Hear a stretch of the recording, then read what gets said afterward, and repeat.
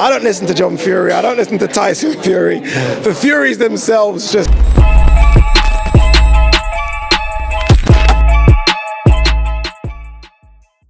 This is Jonathan Agger, 5th Pro Boxing Fans, joined by Ade Oladipo. Ade, from Las Vegas to London, back to Dallas. Mate, you don't stop. Mate, it's crazy. Like, that was stupid. I should have gone Vegas to Dallas, but obviously I've got my TalkSport commitments. I had to go back, do a day, and then fly out here as well. Look, I can't complain. Look what I'm doing. I'm out here. I've covered Spence Crawford, and then the next week I'm covering Nate Diaz, Jake Paul. I mean, it's tough, but someone's got to do it. But no, it's fun. It's been not just that as well. I'm in Nashville before that. Next week I'm doing AJ versus Dillian White. So it's busy, but it's better to be busy, isn't it? Now, me and you always go to press conferences and it's all happy, you know, no real trash talk. It finally kicked off today. What's your reaction to what we saw up there? I don't think I've ever seen security fight security. You see fighters go at each other. You see sort of fans of the fighters in the crowd normally kind of throw hands. I don't think I've ever seen 20 stone men start throwing hooks at each other. I was like, okay, maybe we've gone a bit too far. These guys are too big, but look, it happens. I mean, when teams bring their own security, so just to confirm, that wasn't sort of venue security or DAZN security, that was the team security guards. Animosity starts to build between teams, and you almost eye down another security guard like, I'll take you if this kicks off, and I feel like that just happened.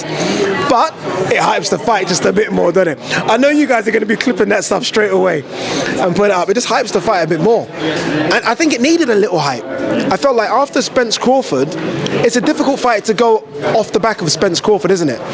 And I felt like it needed a little push, and now it's got that push. I can't wait to the weigh-ins tomorrow as well. I mean, would you like to see a bit more of that in sort of conventional boxing? Because some people say it's some people say maybe it's staged. I don't think it was, but generally that sort of stuff happening. But would you like to see more of that? Yeah, I think firstly, I think we need to see more of public press conferences, because that maybe started by the guy asking Nate a question. It kind of riled up Nate a bit, and for too long in traditional boxing, it's like behind closed doors press conferences.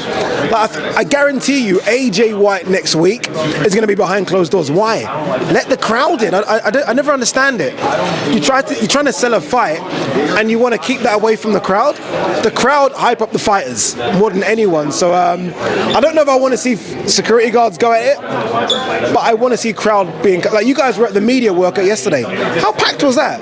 Again, because the crowd were in. So I think boxing needs to learn about getting the public involved in the weigh-ins, the press conferences, the public workouts, and I think it will just help a bit more.